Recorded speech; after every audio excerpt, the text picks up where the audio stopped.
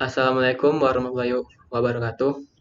Pada kesempatan kali ini, kami akan mempresentasikan makalah kami pada mata kuliah studi kepemimpinan Islam yang berjudul Kepemimpinan Masa Al-Khulafa Al-Rasyidin, yang beranggotakan yang pertama saya sendiri Muhammad Zikri Samudra, lalu ada Said Haddad Fathahillah Assegaf, dan ada Antoni. Oke, langsung saja kita mulai. Nah, yang pertama itu ada sistem pergantian pemimpin pada masa Khulafa Ar-Rasyidin. Pemilihan khalifah atau pemimpin harus ditinjau dari beberapa aspek. Anggota al-hal, wa'alak atau parlemen atau pihak yang berhak memilih harus mengadakan sidang untuk pemilihan khalifah. Ketika harus mempelajari data pribadi orang yang memiliki kriteria sebagai seorang pemimpin.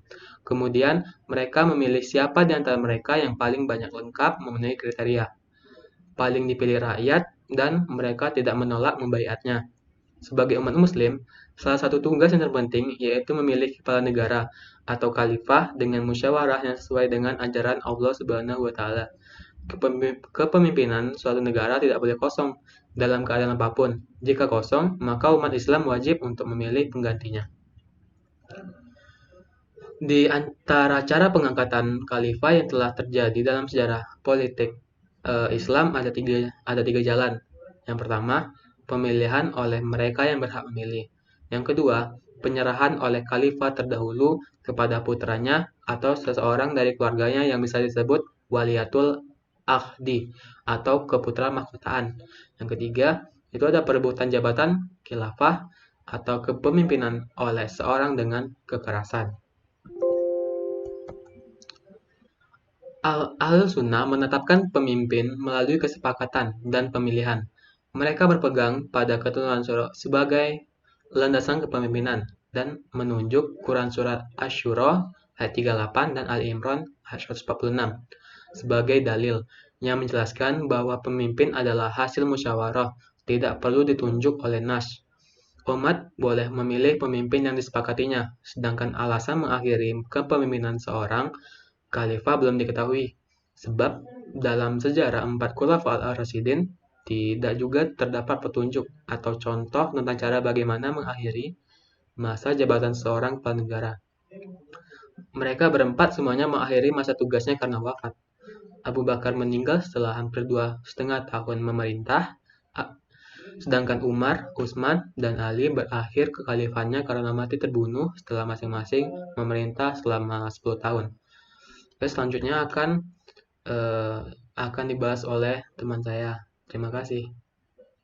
Assalamualaikum warahmatullahi wabarakatuh. Di sini saya akan melanjutkan pembahasan oleh teman saya tadi, gaya kepemimpinan Al-Khilafah Al-Rasyidin.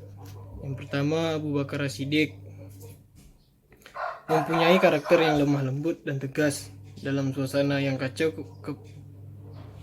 pemimpin yang berkarakter seperti Khalifah Abu Bakar As-Siddiq sangat diperlukan. Dengan kelembutannya dapat menginsafkan orang-orang yang terbujuk berbuat makar. Sementara orang-orang yang bersikap merongrong dihadapi secara tegas oleh Abu Bakar As-Siddiq. Selanjutnya, Umar bin Khattab mempunyai karakter cerdas, tegas, dan mengutamakan kepentingan rakyat. Kecerdasannya Umar bin Khattab sangat diperlukan untuk membangun dasar-dasar kemasyarakatan yang islami. Ketegasan Khalifah Umar bin Khattab sangat menunjang pelaksanaan program pemerintah. Kecerdasan beliau sangat diperlukan untuk meletakkan dasar-dasar sistem pemerintah yang islami. Selanjutnya, gaya kepemimpinan Al-Khilafah Al-Rasyidin yaitu Utsman bin Affan. Masa Utsman bin Affan di situasi sudah aman, kemakmuran sudah tercapai di segenap lapisan masyarakat dalam kondisi seperti itu. Karakter pemimpin yang saleh, penyantun, dan sabar sangat diperlukan. Dengan karakter seperti Khalifah Utsman bin Affan, kemakmuran rakyat tercapai baik jasmani maupun rohani. Selanjutnya, Ali bin Abi Thalib sebagai sebagai masa peralihan dari Khalifah Utsman bin Affan ke Khalifah Ali bin Abi Thalib. Kekacauan kembali terjadi dalam kondisi negara seperti itu. Karakter pemimpin yang tegas dan mengutamakan kebenaran sangat diperlukan. Khalifah Ali bin Abi Thalib mempunyai karakter yang tepat. Ketegasan Khalifah Ali bin Abi Thalib dalam membela kebenaran mirip dengan Khalifah Umar bin Khattab. Di sini saya akan membahas tentang kepemimpinan Abu Bakar As-Siddiq. Semasa kepemimpinannya yang singkat, beliau memprioritaskan penyelesaian problem dalam negeri. Beberapa kelompok berusaha melepaskan diri dari jamaah Islam. Mereka menganggap setelah Muhammad meninggal maka berakhir pula kekuasaan Islam terhadap mereka. Selain itu, beberapa orang mengaku sebagai nabi pengganti Muhammad. Juga ada yang menolak membayar zakat. Terhadap ketiga pembelat tersebut, Abu Bakar memutuskan untuk memerangi mereka. Pusat kekuasaan bersifat sentralistik. Segala keputusan ada di tangan Khalifah Abu Bakar. Walaupun begitu, ia selalu mengadakan musyawarah dengan para sahabatnya sebelum memutuskan sesuatu, seperti keputusan yang untuk memerangi orang yang tidak membayar zakat.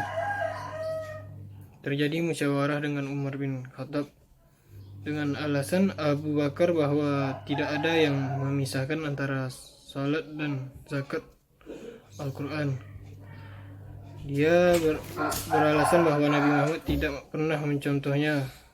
Salat dan zakat adalah kesatuan rukun Islam yang tidak boleh dipisahkan. Ya, itu saja yang dapat saya jelaskan. Selanjutnya akan dijelaskan oleh teman saya, Said Adad. Saya sudahi dengan wabillahi taufik wal hidayah. Assalamualaikum warahmatullahi wabarakatuh. Oke, di sini saya akan melanjutkan presentasi dari kawan saya. Di sini saya akan membahas kepemimpinan Umar bin Khattab. Umar memprioritaskan perluasan Islam. Perluasan Islam mencapai sepertiga dunia. Islam bisa tersebar sampai ke daratan Eropa. Gaya kepemimpinannya membawa Islam menjadi kekuatan yang diperhitungkan. Posisi Islam menyamai kekuatan besar yaitu Romawi dan Persia. Umar bin Khattab menerapkan sistem administrasi pemerintahan yang diadopsi dari Persia. Administrasi pemerintahan mengatur 8 wilayah provinsi yaitu Makkah, Madinah, Syria, Jazirah, Basrah, Kufah, Palestina, dan Mesir. Beberapa departemen didirikan untuk mengatur gaji dan pajak tanah sehingga berdiri Baitul Mal. Dalam merapikan sistem administrasi, dia menerapkan kalender Hijriah. Penanggalan berdasarkan hijrah berdasarkan hijrah Muhammad ke Madinah dan bulan Muharram sebagai awal kalender Hijriah. Selanjutnya kepemimpinan Utsman bin Affan. Model kepemimpinan Umar bin Khattab dilanjutkan oleh Utsman bin Affan. Dia mengembang Islam ke beberapa daerah yang belum tercapai pada masa Umar bin Khattab. Perbedaan karakter Utsman dengan Umar bin Khattab menimbulkan model kepemimpinannya yang berbeda. Karakter Utsman yang lembut berbeda dengan karakter Umar yang tegas. Hal ini membuat kecewa umat Islam. Utsman bin Affan diangkat pada usia 70 tahun, sehingga dia memimpin umat Islam sedikit lemah. Kebijakan yang paling disorot adalah kebijakan pada pengangkatan kerabat keluarganya yang memiliki jabatan penting, seperti gubernur di daerah kekuasaan Islam berasal dari kerabat dekat Utsman bin Affan. Selain perluasan Islam, Utsman memperhatikan pembangunan dalam kota seperti pembangunan bendungan, mencegah banjir, jalan-jalan, jembatan masjid, dan perluasan Masjid Nabawi. Dia memperluas daya tampung Masjid Nabawi yang dibangun pada zaman Muhammad. Pada masalah suksesi kepemimpinan, Utsman bin Affan tidak meninggalkan pesan. Dia meninggal terbunuh dalam peristiwa berdarah ketika membaca Al-Quran. Dia meninggal pada usia 83 tahun. Pada saat itu, pada saat Umar bin Khattab, di situ situasinya politiknya sangat memburuk. Kepemimpinan Ali bin Abi Thalib. Ali bin Abi Thalib menghadapi situasi yang berbeda dengan zaman Abu Bakar dan Umar, di mana umat Islam pada masa Abu Bakar dan Umar masih bersatu. Mereka memiliki banyak tugas yang dituntaskan seperti perluasan wilayah Islam. Selain itu, kehidupan sosialnya masih sederhana dan belum banyak terpengaruh oleh kekayaan dan kedudukan. Sedangkan zaman Ali bin Abi Thalib, wilayahnya luas dan besar, serta perjuangannya sudah terpengaruh oleh motivasi duniawi. Ali menghadapi kelompok penentang sangat kuat ketika memperlakukan kebijakannya pada pemecatan pejabat-pejabat. Hal ini yang dianggap penyebab munculnya pemberontakan. Beliau menghadapi juga perlawanan dari Zubair bin Awam dan Asia, karena dianggap tidak menghukum pelaku pembunuhan Utsman bin Affan. Pertentangan keduanya mengakibatkan perang Jamal atau perang unta karena Asia menunggang unta dalam peperangan. Pertentangan Ali dengan Muawiyah mengakibatkan perang Siffin. Perang tersebut diakhiri dengan tahkim atau arbitras di Daumatul Jandal pada tahun 34 Hijriah. Akibat peristiwa itu, muncul 3 golongan di kalangan umat Islam, yaitu Khawarij, Murji'ah, Syiah, dan Syiah. Ketiga golongan yang sangat kuat dan mewarnai perkembangan pemikiran dalam Islam. Oke, sekian presentasi dari saya. Apabila ingin bertanya, saya akan di kolom komentar. Apabila ada kesalahan, mohon dimaafkan. Wassalamualaikum warahmatullahi wabarakatuh.